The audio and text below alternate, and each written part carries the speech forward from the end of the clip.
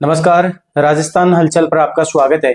जैसा कि आप विदित हैं कि हमारे इस प्लेटफॉर्म पे हाल ही में राजस्थान में निकली RPC first grade, second grade और जो रीट और अन्य जो भर्ती परीक्षाएं हैं उनमें मार्गदर्शन की राजस्थान के बड़े जो एक्सपर्ट हैं उनके माध्यम से ये सीरीज चल रही है। आज हम एक ऐसी शख्सियत के साथ में स्कूल व्याख्याता कॉमर्स जो सब्जेक्ट है ऑप्शनल उसकी तैयारी के लिए मार्गदर्शन पॉडकास्ट के लिए उपस्थित हुए हैं। ये एक ऐसी शख्सियत है जिसने पिछले लगभग 15 सालों से राजस्थान में स्टैटिक्स डिपार्टमेंट्स की आरएस या सेकेंडरी एचएम या junior accountant, first grade, second grade या अन्य भर्ती परीक्षाएं हैं उनमें लगभग 15 सालों से हजारों बच्चों को सफल मार्गदर्शन प्रदान कर चुके हैं। ऐसी शख्सियतें हमारे बीच में अनुज जी कोलेरी सर सीकर से। जी अनुज जी कोलेरी सर, हमारे इस प्लेटफॉर्म पे आपका बहुत बहुत स्वागत है। धन्यवाद साहब। आपको भी आपसे के चैनल से जुड़े हुए जितने भी लोग हैं सबको मेरी सबको शुभकामनाएं। धन्यवाद, नमस्कार जी सर, मेरा पहला प्रश्न ये रहेगा कि जो कॉमर्स विषय है इसमें कोई नया अभ्यर्थी हो जिसने कॉलेज के दौरान कोई ज़्यादा अच्छी पढ़ाई नहीं की हो या एमए के दौरान नहीं की हो, तो वो बच्चा फर्स्ट ग्रेड की यदि तैयारी करे तो वो सर कहाँ से शुरुआत करे? देखो, जिस बच्चे ने ग्रेजुएशन में भी अच्छे से पढ़ाई नहीं की है, एमए में भी अच्छे से नहीं की है, तो उसके लिए सबसे पहली सीढ़ी तो ये है कि वो 11th-12th की जो किताबें हैं उनको अच्छे से पढ़े। उसके बाद में वो ग्रेजुएशन में जो भी किताबें हैं, पीजी में जो किताबें हैं, जो आपके सिलेबस के अंदर जो टॉपिक आ रहे हैं उन टॉपिकों को वो पढ़े। फिर साथ साथ में जो पीछे के एग्जामों के जो क्वेश्चंस हैं उनको हल करे। 2011 से की भर्ती का पेपर ले ले, 2013 का ले ले, 15 का ले ले, 18 का ले ले, 2020 का पेपर ले ले, जितने भी एग्जाम आरपीसी लिए सारे को पेपर ले ले और उनको टॉपिक वाइज देखता रहे। जी, अब वो क्वेश्चन देखे तो उसमें वो देखे कि वो क्वेश्चन कहाँ से आया है और उसकी साइड की बातें क्या है। तो इस तरह से वो क्रम से उसको लगातार जारी रखेगा तो उसकी तैयारी हो जाएगी अच्छे से। जी धन्यवाद सर।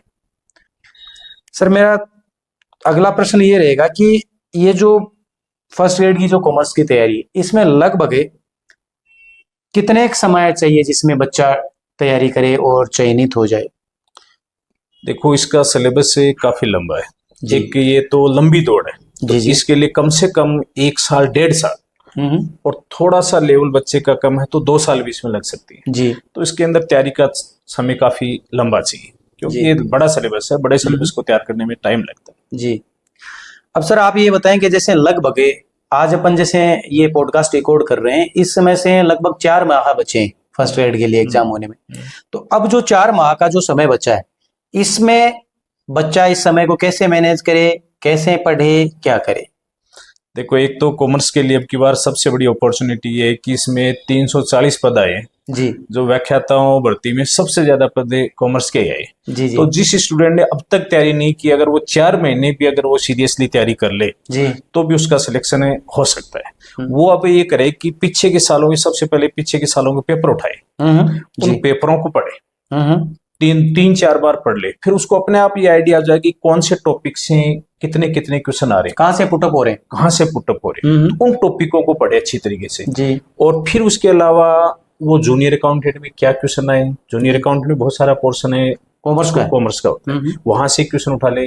दूसरी जो पीएससी है वहां से जो पेपर है वहां से क्वेश्चन उठा ले। वो एमसीक्यू करे ज्यादा से ज्यादा जी, और एमसीक्यू करने के बाद में वो जहां जहां से एमसीक्यू जिस टॉपिक से टच हो रहे हैं उस टॉपिक की वो अध्ययन करता जाए, अपना सेल्फ नोट्स बढ़ाता जाए। तो 4 महीने भी वो उसकी पूरी समरी करता जाए तो 4 महीने भी वो कवर कर सकता है। मतलब जिस टॉपिक को वो पढ़े, डिस्क्रिप्टिव पढ़े और उसके एमसीक्यूज भी पढ़े ताकि उसकी विश्लेषण क्षमता वो भी विकसित हो जाए। उसको ये भी पता चले कि भाई मैं ये टॉपिक पढ़ रहा हूँ तो इस टॉपिक में किस टाइप के क्वेश्चन पुटअप हो रहे हैं और कहाँ से हो रहे हैं। मतलब ज्यादा डिस्क्रिप्टिव पढ़ने की जरूरत नहीं है अब तो एमसीक्यू पे वो क्योंकि समय कम बचा है, एमसीक्यू समय के मद्देनजर रखते हुए अपने को एमसीक्यू पे ज्यादा जाते हैं।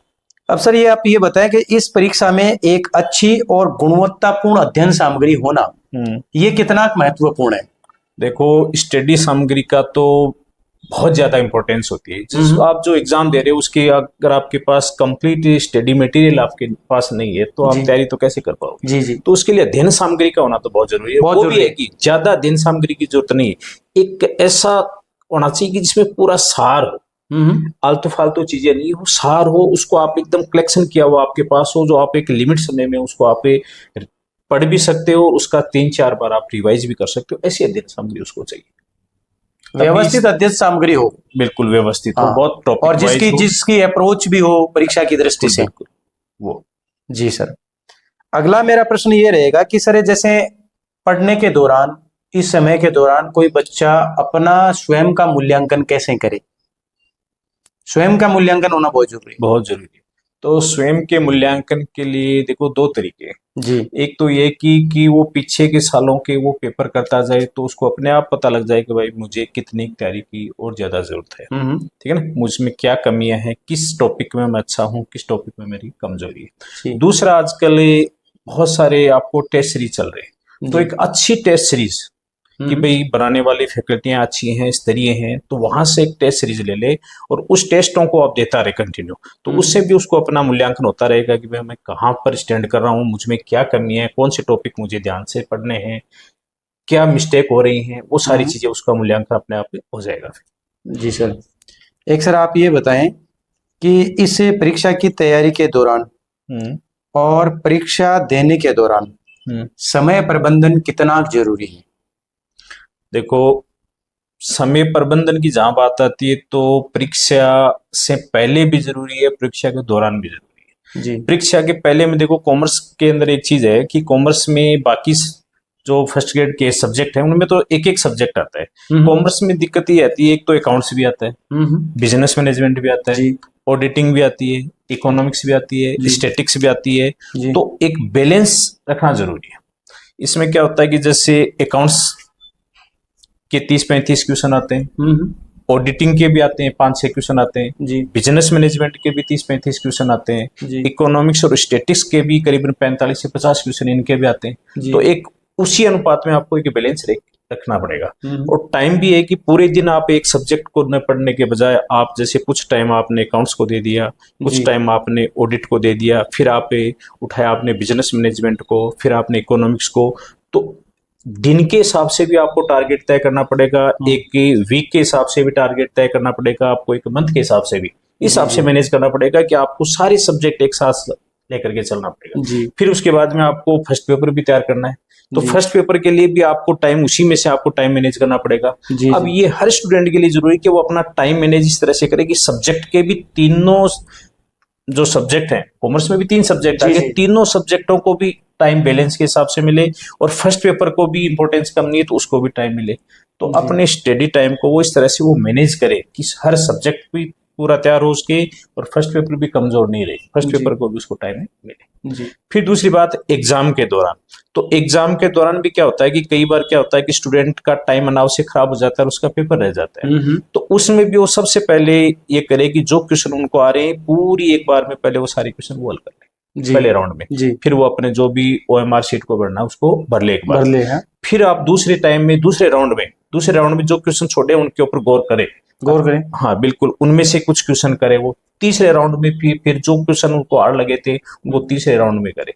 तो इस तरह से वो अपने टाइम को 3 राउंडों में वो बांट ले अपने समय को, तो फिर मैं मानता हूँ उसकी परफॉर्मेंस अच्छी हो जाएगी। जी, देखिए सर ने बहुत शानदार रूप से बताया है कि आपके पेपर फर्स्ट और पेपर सेकंड, जो कॉमर्स के भी जो अलग अलग पार्ट हैं सब्जेक्ट के हिसाब से, उन पार्ट में भी आप अलग अलग पार्टों को बांट करके और उसी हिसाब से समय को मद्देनजर रखते हुए आप PYQ देखते हुए आप उस हिसाब से किस सब्जेक्ट का कितना वेटेज है वैसे करते हुए आप समय प्रबंधन करें। और इन्होंने जो सबसे बड़ी बात ये बताई कि भाई एग्जाम के दौरान जो पेपर में समय प्रबंधन कैसे करें, ये बात बहुत ही अच्छी लगी, और सभी बच्चों के जैसे शायद काफी अच्छी महत्ता रखती है ये बात कि भाई कौन से राउंड में कैसे प्रश्नों को करें, कैसे करें। जैसे ये सब्जेक्ट है कॉमर्स का, इसकी संपूर्ण अध्ययन सामग्री क्या हो? एक तो अध्ययन सामग्री यदि परीक्षा के दौरान समय हो तो उस हिसाब से बताएं, एक आप 4 महीने के मुताबिक बताएं। आप 2 तरीके से अध्ययन सामग्री बताएं सर। देखो, अध्ययन सामग्री का ऐसा है कि अगर टाइम आपके पास लंबा है तब तो 11th की क्लास है, 12th की क्लास की जो किताबें हैं वो है, ग्रेजुएशन की किताबें हैं, आपके PG लेवल की हैं, जितने भी एग्जाम लगे हैं कॉमर्स की, उन सारों की वो स्टडी करें जी। लेकिन अब दिक्कत ये है कि आपके पास टाइम कम है, तो टाइम कम है तो आप उन किताबों की तो पूरी स्टडी कर नहीं पाओगे, कर नहीं पाएंगे। तो इसके लिए अब ये है कि 11th 12th जी। एक तो वो किताब आप पढ़ें। दो दो किताब होंगी? हाँ, दो किताब 11th 12th की। हाँ। उसमें 11th 12th में अकाउंट्स की किताब भी है, बिजनेस मैनेजमेंट की किताब भी जी। है और इकोनॉमिक्स की किताब। जी। अब उसमें ध्यान ये रखना है कि वो सारी किताबें वो पूरी नहीं पढ़ना है, आपके सिलेबस में जो टॉपिक है उनको पहले मार्क कर लें कि भाई कौन कौन से टॉपिक अपने सिलेबस में है, उनको वो अच्छी तरह से पढ़ें। जी। फिर उसके बाद में कॉलेज में जो चल रही है, जैसे आपके एक इकोनॉमिक्स की किताब कॉलेज में चलती है जी, उनमें से वो टॉपिक आप छांट ले जो कौन कौन से सिलेबस में, वो भी पढ़े। फिर उसके बाद में सिर्फ इतना पढ़ने के बाद में सिर्फ एमसीक्यू करें। एमसीक्यू करें? हाँ, एमसीक्यू करें। एमसीक्यू तो आपके एक 11th 12th वाले में काफी कुछ कवर हो जाएगा। फिर उसके बाद में जो बच्चा है वो ग्रेजुएशन वाले में कवर होगा। जी। अब एमसीक्यू में भी एक चीज में ध्यान रखें, कॉमर्स में क्वेश्चन रिपीट बहुत होते हैं। हाँ, तो आप पीछे के एग्जामों के पेपर आप अच्छी तरह से कर ले और उनका एनालिसिस करें। एनालिसिस करें। दूसरे जो भी क्वेश्चन आते हैं वो उनके इर्द गिर्द ही आते हैं। अच्छा। जो पेपर आया, जो क्वेश्चन आए हैं उनके इर्द गिर्द जुड़ा हुआ क्वेश्चन ही दूसरी बार आएगा, वहां से कोई अलग उठा के पुटअप नहीं होगा। हाँ, जहां से आपने पिछला क्वेश्चन आया है वहीं के इर्द गिर्द आप देखो दूसरे आपको क्वेश्चन वहां से मिलेंगे। और उनका आप एक क्या करो, उनके एक नोट में आप नोट कर लो, नोट्स बना लो अपने। जी जी, कि ये क्वेश्चन मुझे यहाँ से है, तो उसके इर्द गिर्द आप सोचोगे तो आपको 2-3 क्वेश्चन वही से, उस पॉइंट को आप अच्छी तरीके से देख लें। इस तरह से आप सेल्फ नोट्स बनाते जाओ, फिर उसकी बार बार आप रिवाइज करते जाओ। जी, मतलब वो वहां से आप एनालिसिस करें। बिल्कुल। क्वेश्चन कहाँ से पुटअप हो रहा है, तो जहां से पुटअप हो रहा है उसके सराउंडेड जो एरिया है, जो अध्ययन सामग्री, वहां से गड़बड़ नहीं होती। बिल्कुल, उसके इर्द गिर्द आप देखो क्या क्या क्वेश्चन और बनते हैं, वहां से और बन से अपने खुद के एनालिसिस भी आप करें कि क्वेश्चन और क्या बन सकते हैं। जी सर। अब सर आप ये बताएं कि जैसे आपने वैसे मेरे प्रश्न को बता ही दिया है कि PYQ की क्या महत्ता है और टेस्ट सीरीज की क्या महत्ता है और उनको किस मोड में करें और कैसे करें। देखो, इस टाइम पर तो PYQ मान लो आपकी रामबाण औषधि है, इसके बिना तो काम चले गए जी। तो जितने ज्यादा आप PYQ हल कर सकते हो, इसके अलावा 11th 12th की क्लासों की किताबों में पीछे भी क्वेश्चन दिए हुए होते हैं जी, वो भी आप हल करो। जितना PYQ आपसे मिल सकता है उतना ज्यादा आप हल करो, उनकी सबसे ज्यादा इंपॉर्टेंस इस समय है। जी सर। अब सर आप ये बताएं कि जैसे इतने कम समय में लगभग ये 4 माह बचे हैं, इसमें कोई बच्चा जिसने ठीक ठाक पढ़ा हो तो रिवीजन का कितनी महत्ता है, और रिवीजन वो करे तो किस मोड में करें, वो यूनिट वाइज करें, वो या दूसरे दिन करें, या वो सप्ताह में एक बार करें, या वो पूरे एक पार्ट का रिवीजन करें, किस मोड में करें और रिवीजन कैसे करें।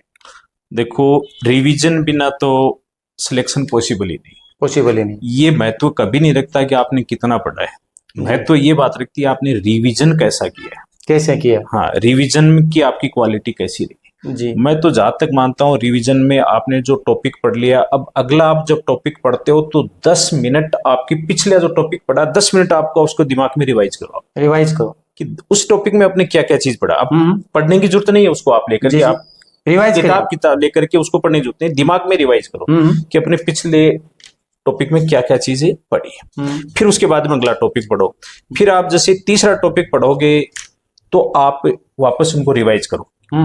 5 मिनट पहले वाले को दो, 10 मिनट दूसरे वाले को दो, उसमें ये पढ़ी थी, उसमें ये पढ़ी थी, तो आपका रिवीजन हर टॉपिक का साथ साथ चलना चाहिए।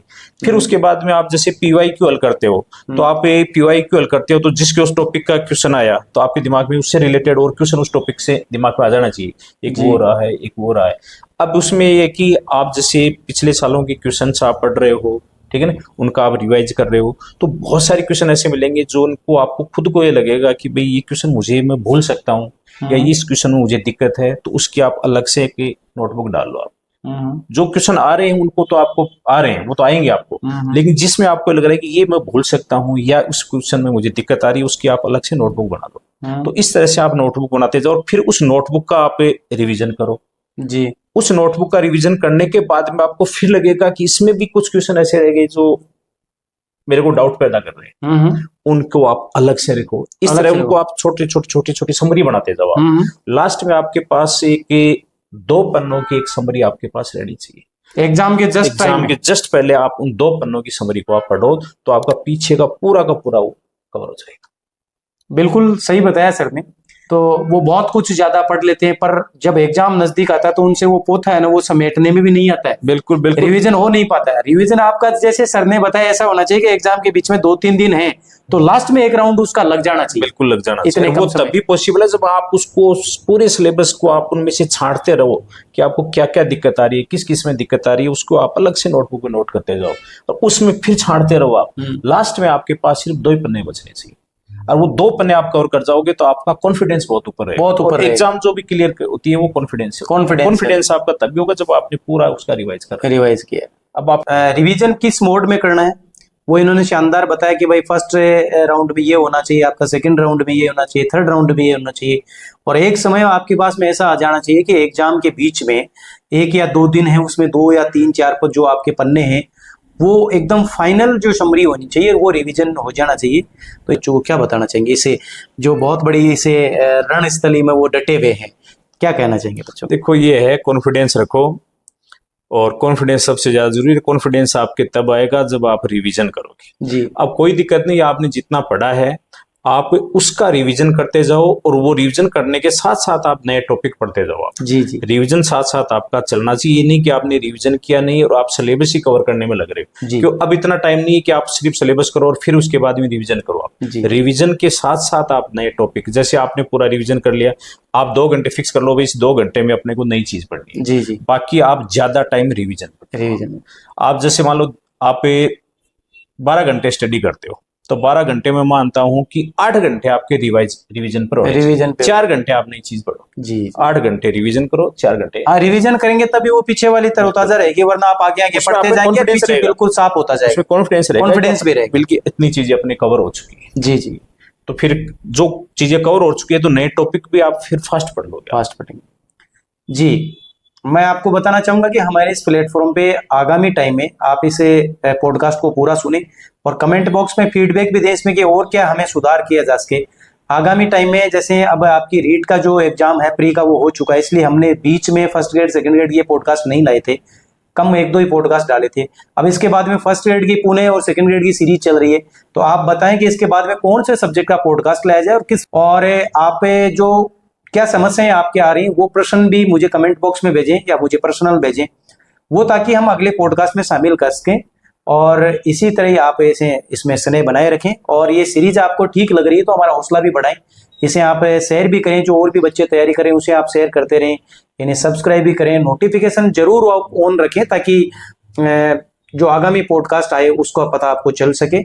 और ये सीरीज यूं ही अनवरत चलती रहेगी, हम आपकी ये थे हमारे बीच में बहुत बड़े एक्सपर्ट है इकोनॉमिक्स और कॉमर्स के अनुज जी कुलरी सर। जी सर आपने अमूल्य समय में से मुझे समय प्रदान किया, बहुत बहुत आभार सर आपका। धन्यवाद सर।